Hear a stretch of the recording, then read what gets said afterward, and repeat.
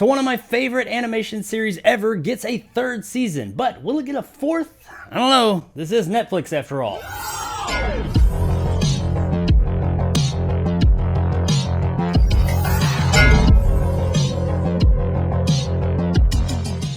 Love, Death, and Robots is brought to us by producers Tim Miller and David Fincher, and stars some voices. A collection of animated short stories that span various genres, including science fiction, fantasy, horror, and comedy. So those of you that are familiar with the channel know that I absolutely loved Love, Death, and Robots Volume 1 and 2. And now we've got Volume 3, so I was pretty excited about it. So far, this series has consistently delivered creative stories told in a really imaginative animated way. A very adult animated way. That's right, this one is not for the kiddos. But if you're one who's typically not into animation, I would still check this one out. Love, Death, and Robots Volume 1 and 2 are fucking awesome. Each episode is its own contained little short animated story, ranging in length from about 5 minutes to 10 minutes, some a bit longer. Most of them clock in from about 12 to 15 minutes actually, but that's including about 6 to 8 minutes worth of credits on each one too. The actual stories though, for the most part, clock in around the 10-minute mark. Now season 1 we got 18 episodes, season 2 we only got 8 episodes, and season 3 we have 9 episodes. So more than 2, but a lot less than 1. But I get there's a whole lot of shit going on in the world for the past few years that have slowed production on some stuff, so I'm okay with that. As long as we get that same quality we got from the previous 2 seasons, I don't mind if it's only 9 episodes. But that is where we start to run into some issues here, the quality of these episodes. And I don't mean like the actual quality of how they're put together and made, I mean the storytelling. As a whole, nothing in this season was really bad, but nothing was really as great as the previous 2 seasons either. There are some standout episodes such as Bad Traveling, Mason's Rats, and Night of the Many Dead. But all the other episodes, while none of them are really bad, they don't stand out. And even the standout episodes, when compared to the previous seasons, they don't really stand out all that much either. They are the standouts in this season, but when you put them up against everything we've already gotten, they don't really stand up. Mason's Rats would probably be the best and most Love, Death, and Robots episode we got this season. It is just that right mix of out there kind of sideways quirkiness that Love, Death, and Robots has been known for. And that perfect little kind of what the fuck ending that the series has become known for as well. Night of the Many Dead is another good one. It is the shortest episode this series, clocking in probably right around 5 minutes total without credits. And while it doesn't offer that much in the storytelling department, its interesting execution keeps you interested for the short runtime. Now Bad Traveling is another good one this season, but still, even that one, I'd say it's on the lower end of the best ones. It is one of the longest episodes this season, and it does offer one of the most cohesive stories from beginning to end. And the vast majority of that storytelling I was on board for. I did enjoy this episode, but the ending was just kind of, okay, there, bam, that happened. It didn't have that same kind of, haha, gotcha moment like the best LDR episodes do. Probably the biggest disappointment this season for me would be the very first episode. It is the first, I guess, sequel episode we've gotten in the series so far. And that would be 3 Robots Exit Strategy, which is a bit of a continuation of the episode from last season that I really enjoyed about 3 robots that visit our planet long after humanity has faded away. That episode was one of the best ones last season, but this season, it just kind of lost that special something they had last season. It has its moments, yeah, but it's nowhere near as funny and interesting as the first time. I will say that it does have one of the funniest what the fuck endings of the entire series as a whole, but that ending doesn't make up for the 10 minutes that preceded it that were just kind of like, okay, yeah, we've seen this before, and you got us with some characters that everybody really liked, but they're not really doing anything I'm interested in. The fully hand-animated episode Kill Team Kill was pretty interesting too. I would say it's one of the better ones as well. It is fairly simple and straightforward, but its lightning fast pace and sense of humor make it worth a watch too. The 2 fully CGI episodes, Swarm and In Vaulted Halls Entombed, while really pretty to look at, they don't really offer much in the story department, and they both kind of just come off a bit dull. The beautifully hand-animated The Very Pulse of the Machine, I do enjoy its technical achievements, and its story was okay, but once again, it just doesn't stand up to everything else in the series. And then there's the final episode, Jabaro. Now this is one we've seen a whole lot of in the promotional material for LDR Volume 3. And it is a gorgeous episode, but this is probably the episode I disliked the most. There's a story here, and I understand it, and it was fine, but it was really drawn out and just just not all that interesting. It is absolutely gorgeous to look at. I mean, the animation on display here is phenomenal, but the story just didn't really do it for me. And that is unfortunately how I felt about this season or volume overall. There were some good times to be had here, but none of it just had that special something that LDR's had in the past. Maybe Mason's Rats and Night of the Many Dead a bit, but that's about all. Overall, from a storytelling standpoint, I just wasn't really wowed here. I was expecting a whole lot more given what we've gotten before, and I was let down a bit. I didn't hate it, but I didn't love it like the previous two. Now, from a technical standpoint, if that's all we're grading this show on, it's fucking phenomenal. All the animation, be it hand-drawn or CGI or whatever here, is fantastic. This is some gorgeous animation that we have come to expect from the show. It's just unfortunate that everything else that really hooked this isn't quite there. I do have to once again give a special shout out to the episode I disliked the most, Jabaro, because even though I dislike the story aspects of it, as far as visuals alone, it's fantastic. And that extends to Bad Traveling as well, one of the episodes I did like the most. This is a gorgeous looking episode as well, if not really fucking nasty at times. The Very Pulse of the Machine had a great looking art aesthetic as well, and it is one of the few hand-drawn episodes we get. But the amount of meticulous detail that went into this, and knowing that it's all hand-drawn, I mean, I'm sure they use some computers and stuff to assist, but it is traditional hand-drawn animation, is pretty astounding overall. But I gotta say, even though all those look great and beautiful and everything, the one that stood out the most to me aesthetically would be Night of the Many Dead. It's a pretty simple looking episode, but just the way that they made everything look, the scale that they achieved there is pretty cool. It may not be the most beautiful episode we have out of all of them, but it is the most aesthetically intriguing. Guys, overall, Love, Death, and Robots Volume 3 was pretty good. I know it sounds like I kind of ragged on the show a bit, but that's because pretty good for this show just isn't up to snuff. Volume 1 and 2 weren't pretty good. They weren't okay. They weren't even great. They were fucking fantastic. So when you come off of expecting fantastic and you get pretty good, it feels even more of a letdown. Each episode does look fantastic and is performed fantastic, and while none of them are bad per se, none of them are great either. There's a couple of standouts, but nothing that's gonna wow you like previous seasons. And overall, I gotta say that Love, Death, and Robots Volume 3 is only really worth checking out on streaming.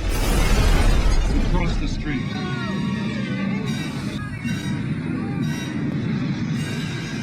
Yeah, I know, it's kind of ironic that I said this is only really worth checking out on streaming, and the only place you can check it out is on Netflix streaming, but it is what it is. That's my rating system, and I ain't gonna change it now. If you enjoyed the previous seasons of Love, Death, and Robots, I do think this one's worth checking out, but just go into it knowing that you're getting something that's not quite as good as those previous seasons. So there it is, guys, my review of Love, Death, and Robots Volume 3. If you enjoyed and want more content like this, hit that subscribe button and help my little channel grow. If you want to help out the channel, check out my Patreon in the description below and become a jarhead and get some of the awesome benefits that go along with that, like these guys, and possibly check out my top tier and become a bad motherfucker like my man Dragon Con, Silverlock, and Marge G. If you liked what I had to say, give me a like. If not, let me know in the comments below why. And as always, stay sexy, Mini Earth.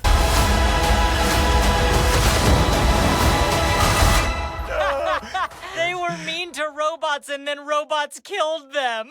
So even though I didn't think this season was as good as the previous ones, I would still love to see another season of LDR. However, I don't know how it's being received by everybody else, but I imagine it's not as good as the previous seasons. And this is Netflix and its third season, which that's kind of a bad combination. When you are a Netflix show and you have a third season that isn't as good as the other ones, you typically don't show up for a fourth season. So hopefully the show charts well enough to where it will still show up for a fourth season and maybe redeem itself a bit from this season. Like I said, didn't hate it, but didn't love it. Either way, I still want another season, but you know, it's Netflix, so probably not gonna happen.